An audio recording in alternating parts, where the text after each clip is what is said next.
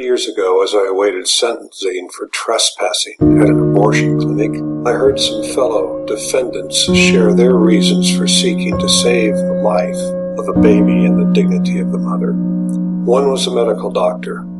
In his appeal to the judge, he read aloud from a book. The concepts and language sounded like something from Planned Parenthood. After he finished, this courageous doctor disclosed that the quotes were from Robert Lifton's book, The Nazi Doctors. This was a moment of high drama before the judge. For me, the language made a connection between the U.S. abortion industry and the doctors of Nazi Germany. Today, the evil Nazi wind is blowing in America. Recently, the governor of Virginia, Dr. Ralph Northam, said that an abortion at the moment of birth was the mother's prerogative. Northam is a pediatric neurologist. I'm sure he is compassionate towards the families and children in his practice, but his statement shows the influence of the same ideas that guided Nazi doctors. A reporter from Washington, D.C. radio station WTOP asked the governor if he supported proposed legislation to allow abortion on a baby at the actual moment of birth. Here is what he said. This is why decisions such as this should be made by providers, physicians, and the mothers and fathers that are involved. When we talk about third trimester abortions, these are done with the consent of the mother, with the consent of the physician, more than one physician, by the way. And it's done in cases where there may be severe deformities. There may be a fetus which is non-viable. So in this particular example, if the mother is in labor, I can tell you exactly what would happen. The infant would be delivered. The infant would be kept comfortable. The infant would be resuscitated if this is what the mother and the family desired. And then a discussion would ensue between the physician and the mother. The baby could be delivered, laid down somewhere, and then a decision would ensue between the physician and the mother. Will the baby live or die? It's up to the mother in consultation with her doctors. Northam says the infant would be made comfortable. But why? If the life of the child is without value, what's the point in keeping her comfortable? One reason only, to salve a guilty conscience.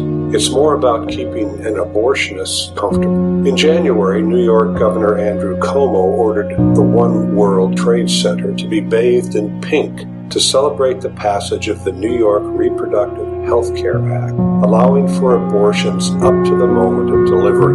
Cuomo called the bill an historic victory for New Yorkers and our progressive values. Abortion has moved from being a moral evil to a necessary evil, to a celebration of progressive values. What's the best label for this unspeakable policy? Our society, having long since granted legal sanctions to the abomination of abortion, prefers the more palatable term post-birth abortion. But don't be fooled by the semantics. This is nothing less than infanticide, infant homicide, the intentional killing of infants. On March 31st, 2001, Illinois State Senator Patrick O'Malley proposed a set of bills to protect the life of a baby surviving an abortion attempt. O'Malley later told a journalist this legislation was about preventing conduct that allowed infanticide to take place in the state of Illinois. The measures failed after a single senator spoke in opposition. His name, Barack Obama. Now, 18 years later, 2 state governors are introducing infanticide. The tree has borne fruit. Ideas have consequences. We stand at a moment in history similar to the rise of Nazi Germany.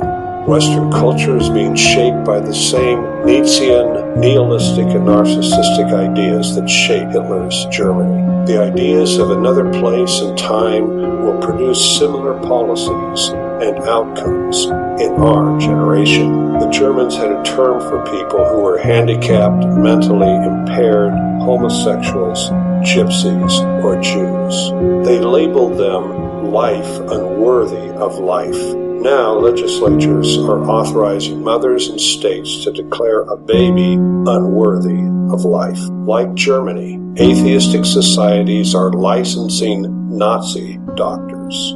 Cuomo and Northam are essentially fascists in nice suits. From the evil of abortion, we are descending to infanticide. If the killing of babies in and out of the womb is okay, what about other human lives? What new evil could appear next?